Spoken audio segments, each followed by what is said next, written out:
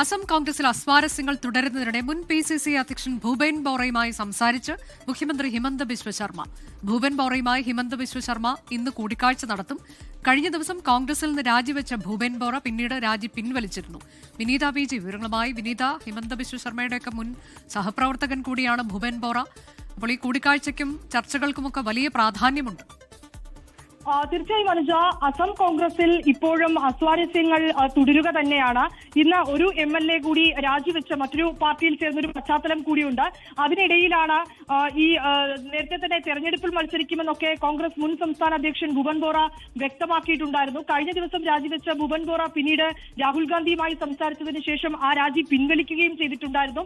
അതിന് പിന്നാലെയാണ് അസം മുഖ്യമന്ത്രി അദ്ദേഹവുമായി ഫോണിൽ സംസാരിച്ചുവെന്ന് അസം മുഖ്യമന്ത്രി തന്നെ ഇക്കാര്യം വ്യക്തമാക്കുന്നത്. ബോറയുമായി താൻ ഫോണിൽ സംസാരിച്ചിരുന്നുവെന്നും ഇന്ന് വൈകിട്ട് മുൻ സംസ്ഥാന അധ്യക്ഷനുമായി കോൺഗ്രസ് മുൻ സംസ്ഥാന അധ്യക്ഷനുമായി ഞാൻ കൂടിക്കാഴ്ച നടത്തുമെന്നും അസം മുഖ്യമന്ത്രി തന്നെ ഹിമന്ത ബിശ്വ ശർമ്മ തന്നെ ഇക്കാര്യം വ്യക്തമാക്കുകയും ചെയ്തിട്ടുണ്ടായിരുന്നു. അദ്ദേഹത്തിന്റെ വസതിയിൽ എത്തി കാണുമെന്നായിരുന്നു അസം മുഖ്യമന്ത്രി പറഞ്ഞിട്ടുണ്ടായിരുന്നത്. പക്ഷേ താൻ ഈ രാജിവെച്ച ഘട്ടത്തിൽ 6 പാർട്ടികളിൽ നിന്ന് തനിക്ക് ക്ഷണമുണ്ടായിരുന്നുവെന്നും പക്ഷേ അതേസമയം BJP നേതാക്കളൊന്നും തന്നെ ബന്ധപ്പെട്ടിട്ടില്ല എന്നുമായിരുന്നു ഭൂപൻ ബോറ ആദ്യഘട്ടത്തിൽ പ്രതികരിച്ചിട്ടുണ്ടായിരുന്നത്.